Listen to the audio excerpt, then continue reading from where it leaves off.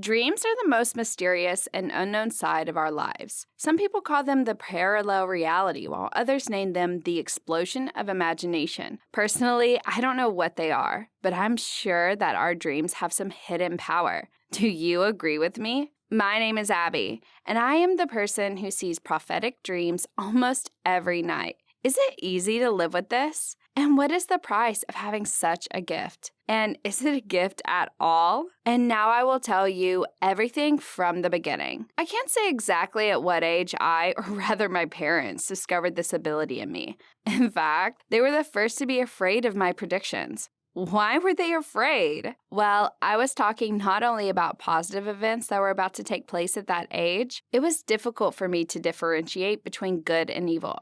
So I described everything that I saw. For example, one day I told my dad in a dream I saw how he had an accident, and this is what happened that day. His car skidded on a snowy road and crashed into a fence of a house. Fortunately, Dad was not injured, but I warned him about this. After that, my parents became very attentive to my predictions. Also, every morning, teachers in kindergarten asked me what I had seen in my dreams the night before. At that moment, I did not attach any importance to this, and it was something like a game for me. Only after some years did I realize that my dreams were prophetic and everything that I had said came true. Once, I told one of my teachers that she would find a lot of money on the road, but then she would cry because of this. So it happened that very day on her way home. She found a bundle of dollar bills and bought expensive earrings with the money. A week later, robbers noticed those earrings and attacked her in the entrance hall, tearing her earlobes. It means that it happened just as I had said. She found the money and then shed a lot of tears because of this. However, I think that if all my predictions had been so frightening, then many people would have asked me to keep silent and not tell anyone about my dreams.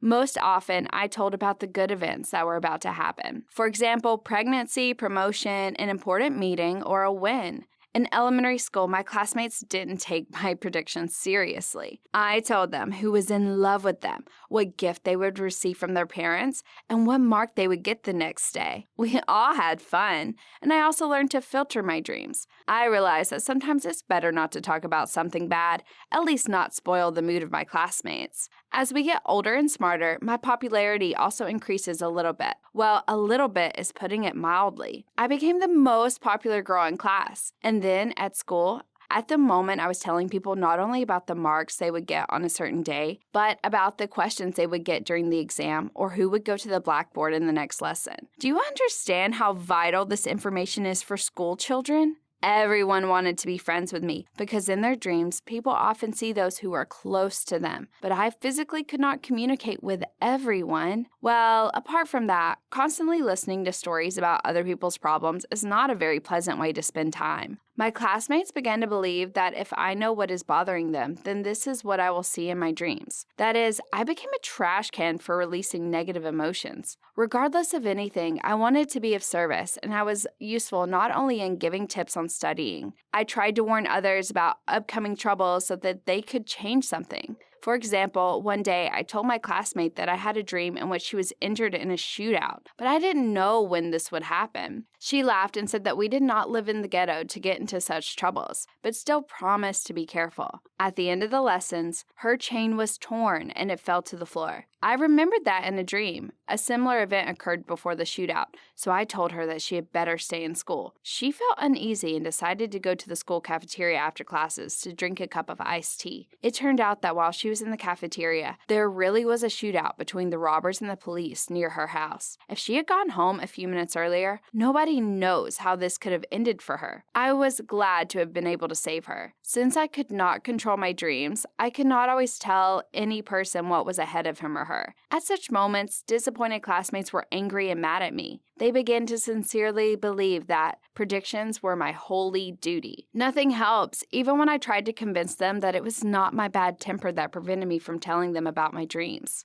That is, I became not only the most popular girl in school, but I also became the most hated one. After some time, the situation became even worse. When I tried to warn someone about a future failure, for example, about a bad mark in some subject, and then this came true, I often observed negative reactions in response to my actions. People started telling me that everything would have been fine if it weren't for me. They also said that it was I who was the reason for failures in that situation. I totally lost the desire to share my dreams with someone, and I decided to keep silent. Almost all false friends were angry at me because of this, and soon they even completely stopped talking to me. It hurt. But I understood that I couldn't do anything because I would be bad for everyone in any case, no matter if I would tell them about my dreams or not. This turned out to be some kind of vicious cycle. However, there were also several people who still asked me to predict their future for money. Well, money is always useful, so I agreed.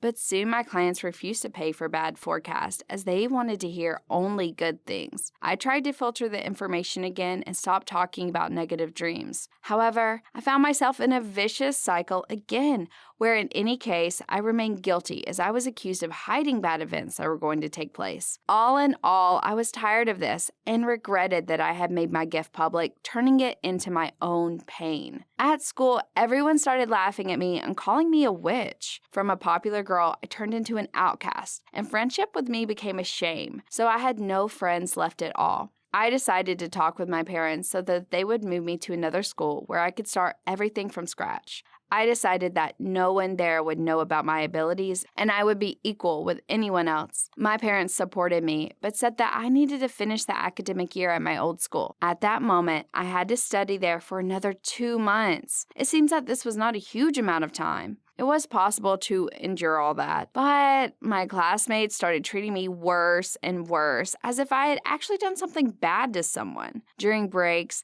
they could sweep my leg or push me as if doing it accidentally. It became unbearable to spend time at school. I began to count the days until the end of the school year. If it had been possible to stop attending school, I would have done it the next day. But in this case, teachers would have held me back a year. Some time ago, I had a dream in which all the students were poisoned in the school cafeteria. Moreover, this was going to be not a regular melee, but something very serious because everyone was to be taken out of school by ambulance. In this dream, my classmates had exhausted faces of green and gray colors, and all of them were screaming. Well, it could have been called a nightmare if it weren't for one, but my dreams were always prophetic. When I woke up, I wanted to tell everyone about this dream. First of all, to prevent it from coming true, I opened our school chat and started typing a message, but suddenly decided to look at what my classmates wrote there before. I immediately saw an insulting meme with my photo, which had been made by my classmate, and the rest of the people laughed at it. I felt very upset and decided that since they did not need my advice, and what's more, made fun of me, then I'd let them be poisoned. At first, these people used me, pretending that their selfish goals were a part of our friendship. Then they united against me and started trolling me. Why should I help them? I wanted to teach them a lesson. Maybe they will learn something from the situation with poisoning. Maybe they will understand that they were wrong about me. But at the same time, I don't want anyone to suffer because of my pride and stubbornness, if I may call it that. Well, this is all about health. Maybe I should be kinder and at least try to prevent mass poisoning in school. In a best case scenario, they will listen to me. I don't know what to do. I think I'm confused. There was kind of a struggle between good and evil inside of me.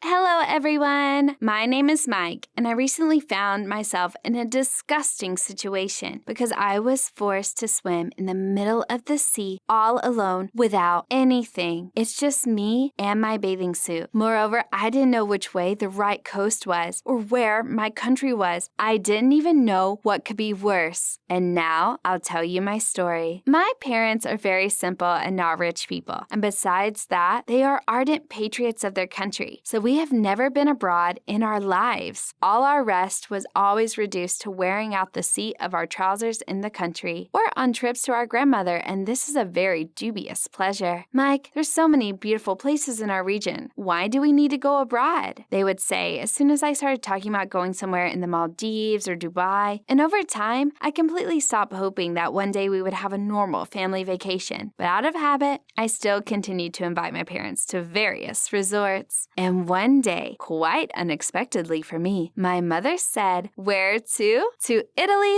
let's go." And the very next day, we sat on our suitcases and waited for a taxi to take us to the airport. This event was a real holiday, and I was looking forward to 10 days of paradise, relaxation, and discovery. Italy impressed me with its beaches, cuisine, and local population. I literally melted into the environment and blissed out every second. My parents were also delighted, and it was hard to believe that these people a few days ago shouted that they would never go anywhere from their native lands. Oh, these patriots! Having poured into the rest a little, it became clear that our mom was a fan of sunbathing, but my father and I were waterfowl and could splash in the water for hours. So on the beach, our paths diverged a little, and my dad and I were very fond of extreme sports. So all the water, bananas, scooters, and water skis were ours. What's a vacation without an adrenaline rush? On that ill-fated day, my dad and I rented a jet ski again, and we had a whole hour riding on the waves ahead of us. I was happy and enthusiastic. After about 20 minutes, we were already very far from the shore, and suddenly I felt some kind of push, and then flew off the scooter directly into the sea. At that moment, I did not understand at all where I was falling and why. Because in stressful situations, the connection with reality is lost altogether for an indefinite time. Fortunately, I didn't lose consciousness and didn't choke on the water, so I surfaced safely, hoping to get on the scooter and find out from my dad what it was. But there was no hints of civilization nearby, only the open sea, no coast, no ships, no scooter, an absolute wilderness. Then I began to frantically construct logical chains in my head regarding my father's disappearance. It even seemed to me that he could have gone under with the jet ski, so I dived several times to examine the bottom, but nothing was interesting there. Either water, or rather a lot of water, and nothing else. Then I was scared in earnest because I did not understand where to swim and in general in which direction to head. I was also very worried about my dad. Where did he go? Let's say he didn't see me fall, but why didn't he come back for me? Dad couldn't have deliberately dumped me in the middle of the sea. No, of course, this is complete nonsense. And there's clearly something else here. But what exactly? I tried to stay there as long as possible. But you know, this is the sea, and it moves its guest as it wants. So I don't even know how close I was to the point where my dad dropped me. Suddenly, I noticed something on the horizon. It seemed to me that there were some kind of yachts or boats. So I started waving and screaming at them all over the place, trying to swim towards them. At the same time, they seemed to notice me too and began to approach. But after a few minutes, my joy turned to horror because I saw a shark fin in the ships and yachts. There was a whole pack of sharks, not one or two, but at least 9 or 10. Oh God, why am I so blind? I was deliberately attracting their attention. Is this the end? Soon the sharks swam very close to me and surrounded me. I was dumbfounded with fear, and I don't think I was even breathing, only occasionally twitching my arm to keep from sinking. I tried to remember what to do when meeting with aquatic predators, but nothing practical came to my mind, so I just waited for me to be eaten. It's even strange. Why didn't I try to swim away or scream or at least fight sharks before dying? Maybe because I understood that there was simply no help to wait for. Okay, I won't torment you anymore. I am alive, and I'm telling you the story now, which means that my meeting with sharks ended favorably. Anyway, they circled around me for a few minutes and then disappeared. Whether I was too skinny for them or whether they were full, I don't know. They just swam away, or maybe my fear scared them too much. However, the disappearance of the sharks almost did not affect my situation because it did not get better. I was still floating somewhere in the middle of the sea trying to figure out why I was there and what I should do next. And then, after a couple hours,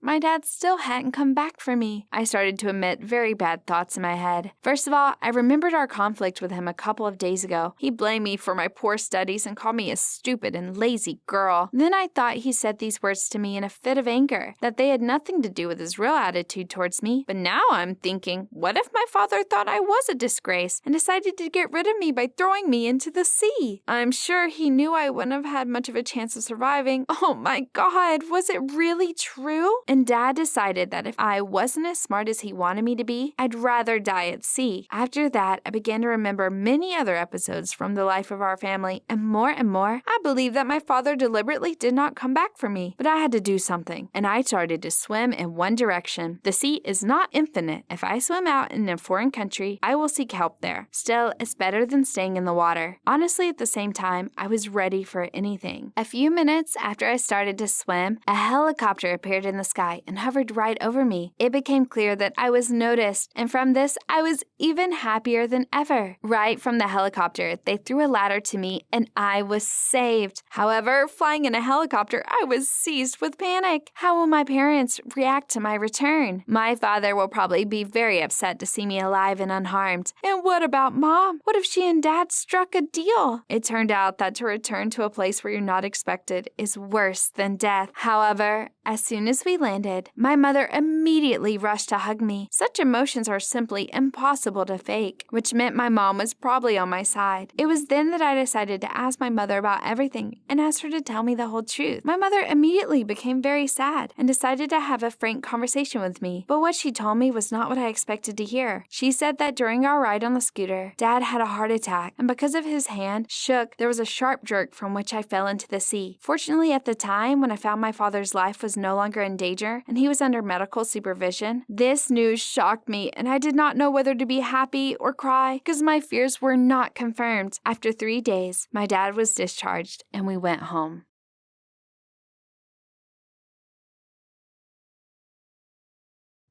Hi everyone, my name is Avery and I have spiked feet. I mean, spikes have grown on my feet. Now I'll tell you why it happened and how I live this way. I used to do athletics and like to jog in the morning. I mean, I had a fairly close relationship with sports. Even in my room, there were posters with slogans like, "Movement is life," and the promotion of a healthy lifestyle. Honestly, I despised those who ate a lot, killed themselves with unhealthy stuff, gained weight, and were so lazy that they couldn't even walk a couple of miles. I called such people lazy bones and said that they were weaklings and loafers. A couple of years ago, I was preparing for jogging.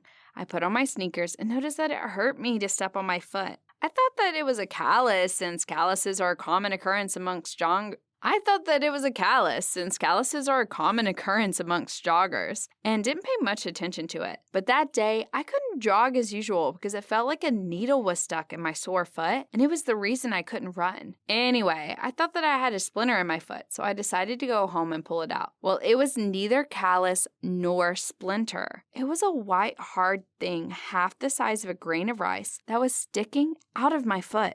I didn't know what it was, but I was sure that it would disappear soon. Meanwhile, I would step on the heel of one foot and take time out of training. But that damn pimple didn't disappear in a week and even a month, and it constantly hurt while walking. Only then I decided to show it to my mother, and she said I had to see a doctor. The doctor told me that it was a so-called plantar wart, and it needed to be removed. Well, if it needs to be removed, it should be removed. I won't live with it forever, I thought. On the same day, they surgically cut out the hated lump from my foot. It sucked. It even hurt, but I knew why I endured it, and I was ready to suffer for another couple of weeks until my foot was completely healed. But there was a big disappointment ahead of me because the plantar wart didn't disappear. It was back, it was larger, and it hurt more than the previous one. Besides, there were 2 more plantar warts. I was so scared that I rushed to the doctor right away. I asked him what he had done. What the hell? I think I shouldn't tell you about my further wanderings and torments. I'll tell you one thing. They removed the plantar warts, both with a laser and with liquid nitrogen, several times. But it was in vain. There were more and more of them, and it seemed soon that my feet would be completely covered with spikes. Hormone therapy didn't work as well, so soon I stopped going to the hospitals at all. I had to find another way out. By the way, by the time I almost couldn't walk, and was ready to learn how to walk on my hands in order to restore my right to a normal life, start going to school and walking. Sports were out of the question. Well, those were only my dreams because, in fact, I switched to homeschooling and hardly ever left home. About 6 months later, both of my feet were completely covered with spikes. Each of them was about 1 centimeter long. By that time, I could no longer even walk to the toilet because of the complete lack of movement and stress. I began to get fat and depressed. I couldn't even sleep because when the spikes touched something, they started to hurt like hell. I was turning into those whom I once despised. In fact, some of them perhaps couldn't keep a healthy lifestyle and do sports for health reasons as well. I was so selfish and short-sighted. Those spikes could be the punishment for my arrogance. To tell you the truth, I often think that this is the case. I'm really lucky that my mother is a very active person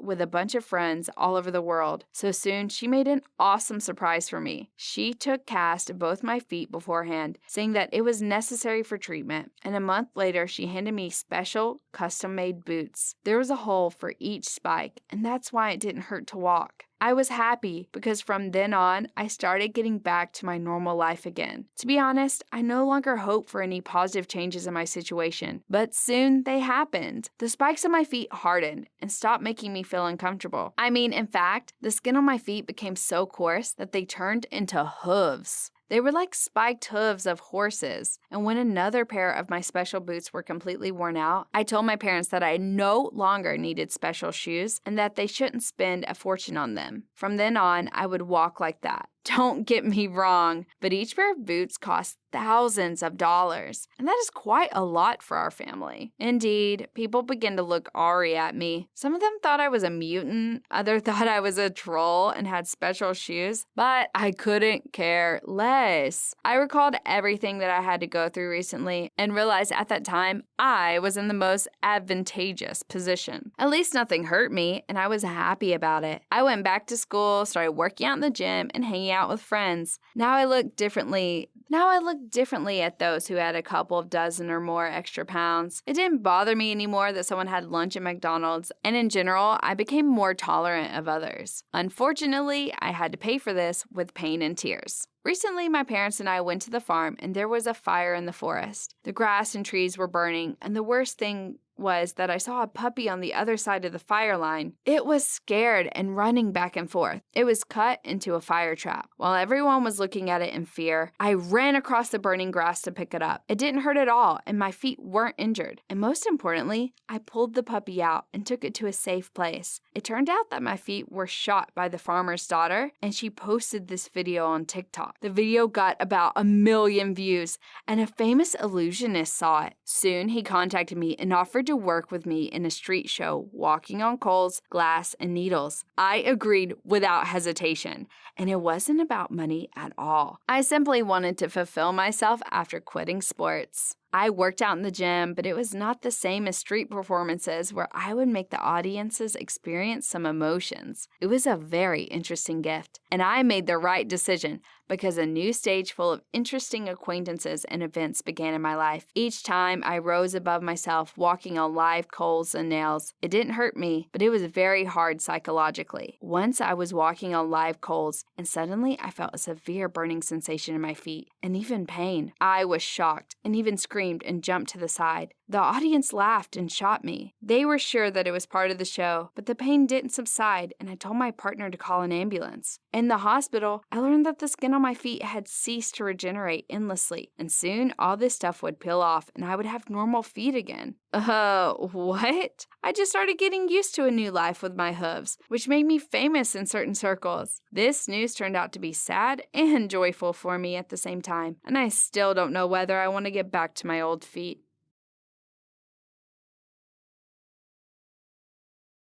Hello, everyone. My name is Cornelia. Some time ago, I could boast of my gorgeous hair, which was 2 meters long. However, soon I had to say goodbye to it because a black streak came into my life. But I will begin with a short story about myself. I am the most popular girl in school, and I was able to achieve popularity due to my hair. My classmates and friends have often said that this makes them jealous of me. At school, everyone called me Rapunzel, and such a nickname even flattered me because this heroine has always been my favorite favorite Disney princess. And since childhood, I wanted to be like her. So at an early age, I told my mother that I would never cut my hair again. Since then, I have never really cut it. And for so many years, I was able to grow a length of 2 meters, which gave me a lot of problems. For example, every day I had to do some kind of hairstyle for several hours so that my hair wouldn't drag on the ground. But despite this, I had a lot of advantages. I am known all over the state. I have several awards from City Beauty Contest, a prize for the most luxurious and long hair, as well as photos in fashion magazines where I was repeatedly invited. Of course, there were cases when envious people tried to do something terrible to my hair. For example, at another beauty contest, a girl threw gum at me while I was sleeping in my hotel room. When I woke up, I was terrified because I thought I would have to cut my hair down to my shoulders. It's good that my mother was with me. She knew how to remove the gum with oil. As you can imagine, I really value my hair and never imagined myself with a short hairstyle. It was my image that meant a lot to me. However, my life was soon turned upside down because I learned the terrible news. Recently, I have been feeling severe headaches, lethargy, and constant fatigue. At first, I put all my symptoms down to stress because I was carefully preparing for my annual exams and college applications every day. But when I started to see double, I got scared and decided to consult a doctor. I expected to hear that this was the result of prolonged stress, but it turned out to be much worse than what I thought. They found a tumor in my brain. And when I heard about it, I fainted right in the doctor's office. When I came to my senses, I hoped that the diagnosis was just a work of my imagination, but unfortunately, my hopes did not come true. The doctor explained to me that my life was not in danger and that the tumor could be removed, which of course made me happy. However, what I heard next shocked me. For successful treatment, I had to go through chemotherapy and surgery. When I realized that I would have to say goodbye to my hair, I couldn't gulp down my tears. The doctor immediately gave me a sedative and also set a date for chemotherapy. I walked home in a daze.